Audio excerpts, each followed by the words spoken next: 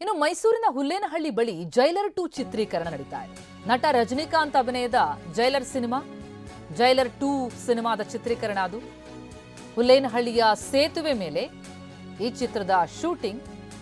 Jailer 2 ಚಿತ್ರದಲ್ಲಿ ಬರುವಂತಹ ಸಾಹಸ ದೃಶ್ಯವನ್ನ ಆಕ್ಷನ್ ಸೀನ್ನ ಸೆರೆ ಆಗ್ತಾ ಇದೆ. ಇವತ್ತಿನಿಂದ 3 ದಿನಗಳ ಕಾಲ ಹುಲ್ಲೇನಹಳ್ಳಿ ಬಳಿಗೆ ಶೂಟಿಂಗ್ ನಡೆಯಲಿದ್ದು ಮೈಸೂರಿನಲ್ಲೇ ವಾಸ್ತವ್ಯ ಹೂಡಲಿದ್ದಾರೆ ರಜನಿಕಾಂತ್. ಸಾಹಸ ದೃಶ್ಯದ ಸನ್ನಿವೇಶಗಳನ್ನ ಚಿತ್ರತಂಡ ಚಿತ್ರೀಕರಿಸಲಿದೆ. ಸೂಪರ್ ಸ್ಟಾರ್ ರಜನಿಕಾಂತ್ ನೋಡೋದಕ್ಕೆ ಅಂತ ಸಾವಿರಾರು ಜನ ಆಗಮಿಸಿದ್ದಾರೆ. ಇದೇ ಸ್ಥಳದಲ್ಲಿ 43 ವರ್ಷದ ಹಿಂದೆ ಕಾಮನಬಿಲ್ಲು ಚಿತ್ರದ ಹಾಡಿನ ಚಿತ್ರೀಕರಣ ಆಗಿತ್ತು.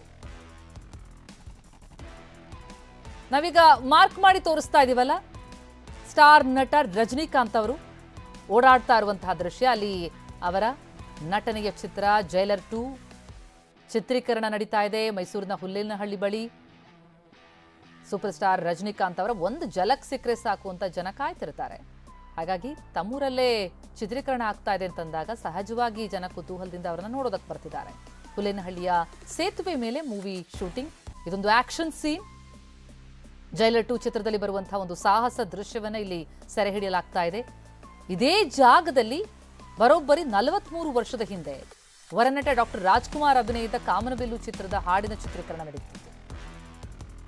ಅದಾದ್ಮೇಲೆ ಈಗ ರಜನಿಕಾಂತ್ ಅಭಿನಯದ ಜೈಲರ್ 2 ಚಿತ್ರದ ಆಕ್ಷನ್ ಸೀನ್ ನಡೆಸಲಾಗ್ತಾ ಇದೆ. ಓಡಾಡ್ತಾ ಇದ್ದಾರೆ ನೋಡಿ ಅಲ್ಲಿ ರಜನಿಕಾಂತ್. ಹುಲ್ಲೇನಹಳ್ಳಿಯ ಸೇತುವೆ ಮೇಲೆ ನಡೀತಾ ಇರುವಂತಹ ಮೂವಿ ಶೂಟಿಂಗ್ ಅದು.